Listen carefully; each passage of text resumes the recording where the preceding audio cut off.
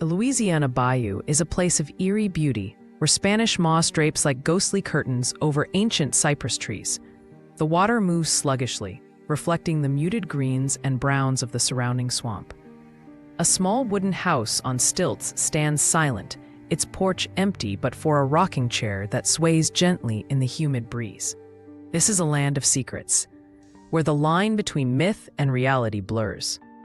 Locals speak in hushed tones of the bayou's hidden dangers, but to outsiders, it appears deceptively peaceful. One evening, as the sun dips below the horizon, a stranger arrives in a battered rowboat. His coat is tattered, his face obscured by shadows. The locals watch from behind curtained windows, their expressions a mix of curiosity and unease. No one knows where he came from or why he's here, but his presence sends a ripple of disquiet through the community. Children are called inside, and doors are locked a little earlier than usual. The bayou, it seems, has a new story to tell. 2 days after the stranger's arrival, Old Man LeBlanc disappears. His rocking chair sits empty on the porch, still swaying as if he'd just left.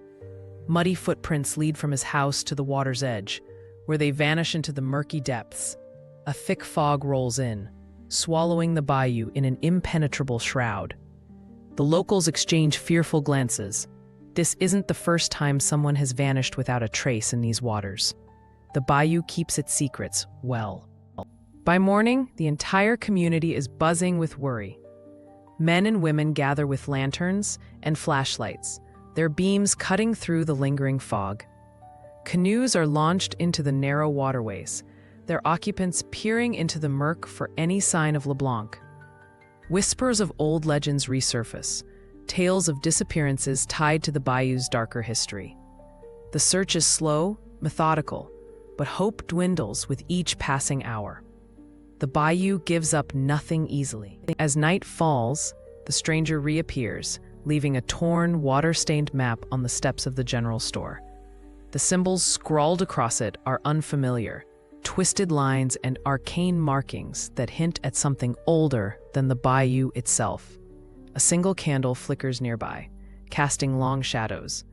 The locals hesitate, unsure whether the map is a taunt or a genuine clue. But with no other leads, they have little choice. The bayou's secrets may finally be within reach. Following the map, the search party stumbles upon a hidden shrine deep in the heart of the bayou. Moss-covered wooden carvings of grotesque figures stand in a half-circle, their hollow eyes watching. Candles, long burned low, line the edges of the clearing.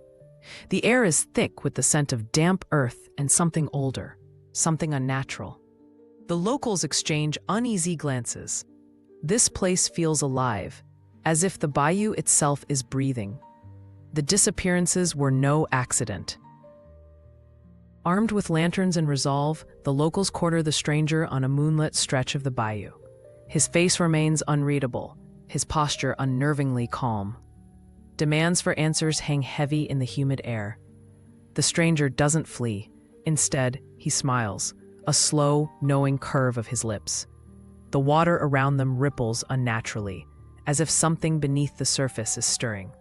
The bayou holds its breath, waiting. The stranger speaks at last, his voice a whisper that carries like the wind through the trees. The bayou, he explains, is not just water and earth. It is alive, and it hungers. The disappearances are part of an ancient cycle, a sacrifice demanded to keep the land fertile and the waters calm. The carvings at the shrine are not decorations, but warnings. The locals listen in horrified silence. The bayou has always taken. The question is, who will it take next? In the end, it is young Marie who steps forward. Her family has lived on the bayou for generations. She knows the stories better than anyone. With a final glance at her loved ones, she wades into the dark water. The bayou embraces her, the surface closing over without a ripple. The air grows still, the mist dissipating as if it had never been. The sacrifice is accepted. The bayou is satisfied, for now. Dawn breaks over a bayou restored to its deceptive tranquility. The water is smooth, the trees sway gently in the breeze. The rocking chair on LeBlanc's porch sits motionless, a silent testament to what was lost. Life goes on as it always has here. But the locals know better now. They avoid certain paths, whisper prayers under their breath, and lock their doors a little tighter at night.